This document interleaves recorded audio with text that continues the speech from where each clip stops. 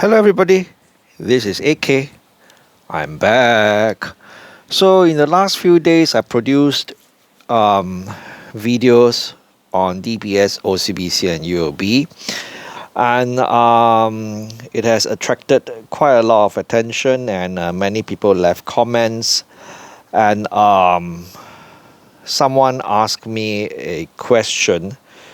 It's about whether the Singapore banks will cut dividends in the next few years because of the tariffs imposed by Trump, and how they could be inflationary and how they could cause a recession and global economic slowdown. And he said that some financial influencers said that DBS, OCBC and UOB could all cut dividends next year. And I don't know who's the financial influencer, and I don't think I need to or want to know. But I doubt that very much, as in I don't think the banks will cut dividends, which they have made commitments to deliver, right? I mean, Singapore banks made commitments to return excess capital to shareholders via special dividends and share buybacks. And this is because they have very robust CET1 ratios, and they have no trouble returning excess capital. I mean, this is already money that's sitting on the balance sheet, so there's no issue at all. I don't see why DBS should reduce dividend payouts next year. In fact, their commitment is to do special dividends and share buybacks for the next 3 years. The money is already there. It's not as if they need to make more money to do it, right? The money is already there. And in fact, I think that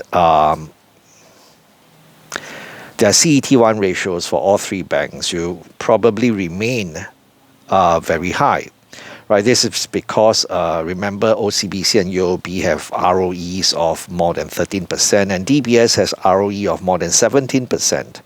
So the CET1 ratio is likely to remain high because the Tier 1 capital is likely to get replenished, right? It's likely to get replenished.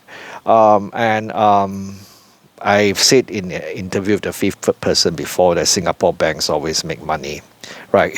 They always make money. It's either they make more money or they make less money, but they always make money. And I expect them to stay profitable even if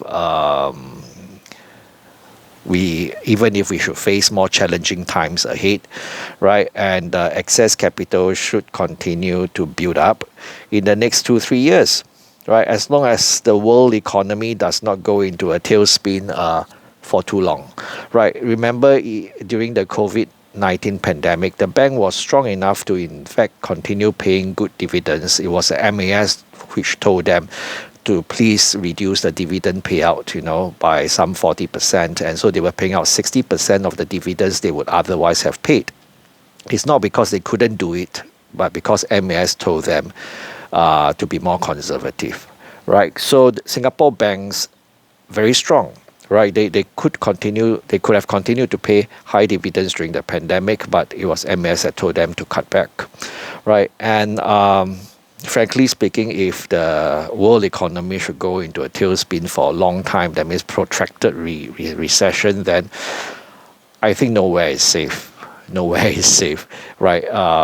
All the banks around the world will be would be just as badly impacted. It doesn't matter, Singapore, China, Japan, America, Europe, Australia, everywhere, anywhere you invest in, I think would be just as badly impacted. So I rather stay invested in Singapore banks. I know them pretty well. They have also proven track record. Like I say, even during the pandemic, which was a crisis, a massive crisis by any standards, they could still have continued to pay very high dividends, good dividends. It was the MAS that told them to cut back, and I remain fully confident in their ability to stay profitable, with ROEs that they have, and the CET1 ratio is likely to stay very robust, right? Even as they fulfill their commitments to return excess capital to shareholders this year and in the next couple of years, right? So I'm staying invested, no issues. Like I've always said, we can listen to whatever financial influencers have to say, but do our own research and see if what they say makes sense, right? So always have a plan, our own plan. Don't just follow people blindly, and definitely don't just follow AK blindly as well, right? If AK can talk to himself, so can you. Bye-bye.